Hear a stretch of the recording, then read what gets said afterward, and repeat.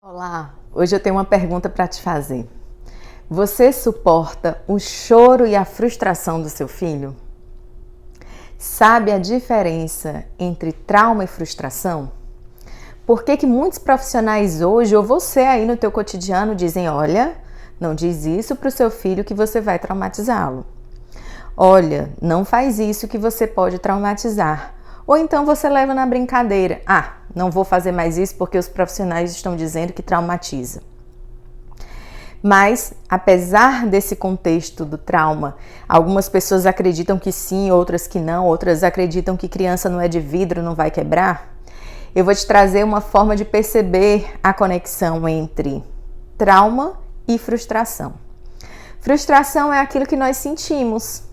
Eu, você, todos nós, quando a gente deseja muito algo e infelizmente aquilo ali não pode ser realizado no dia ou no horário que nós planejamos.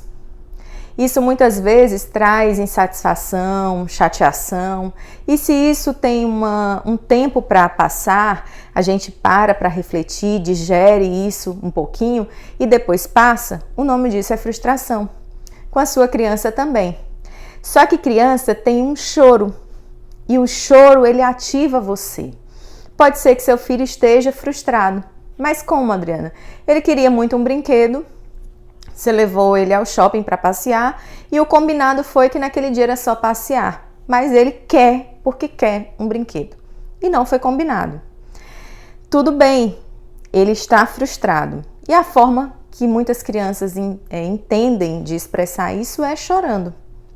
Se você valida esse choro ou despreza esse choro e não para conversar com a sua criança, ela entende que ela precisa chamar a sua atenção de alguma forma. Então ela intensifica o volume do choro.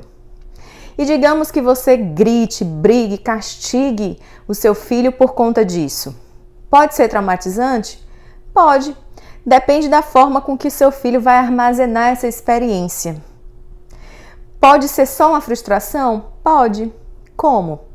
Filho, eu entendo que você realmente queria muito esse brinquedo, mas hoje nós não temos dinheiro. Mas eu vou chorar. Eu entendo, às vezes dá vontade de chorar mesmo em algumas situações, e eu tô aqui com você para te ajudar. Mas essas são duas situações extremas. Digamos que você está aí na sua casa pensando o seguinte: mas eu não aguento isso não. Chorou, me incomodou, ai, não gosto. Eu vou dar. Vou dar para me livrar desse choro. Ou então, para algumas pessoas, eu não suporto ver meu filho chorar. É uma dor imensa para mim vê-lo chorar.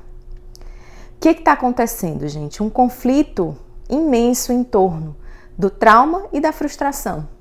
Você, quando está afetado por aquele comportamento, tem um momento em que você acha que aquilo não é nada, ou seja, que criança não quebra, que aquilo não vai traumatizá-la, e no outro polo você vai achar que tudo traumatiza a sua criança.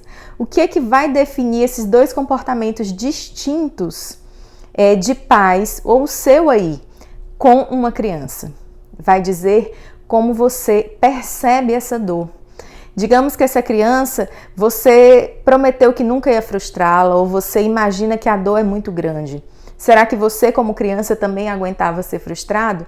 Será que você não internalizou que criança nenhuma vai aguentar frustração porque você também não aguentava? Ou será que você foi tão punido e agora quer recompensar seu filho? Para pensar um pouquinho. No outro polo também.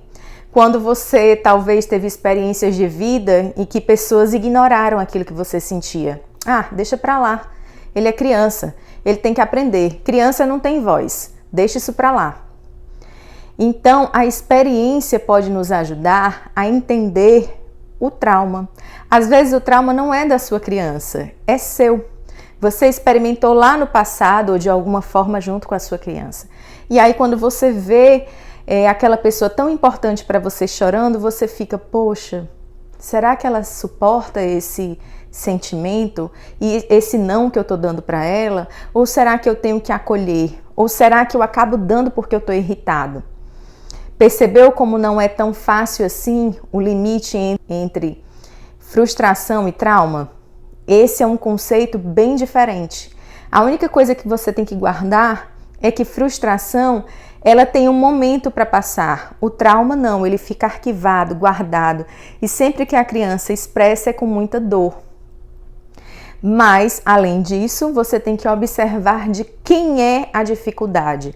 É da sua criança ou sua? Aí você vai perceber se é uma frustração ou se é um trauma e de quem é o trauma.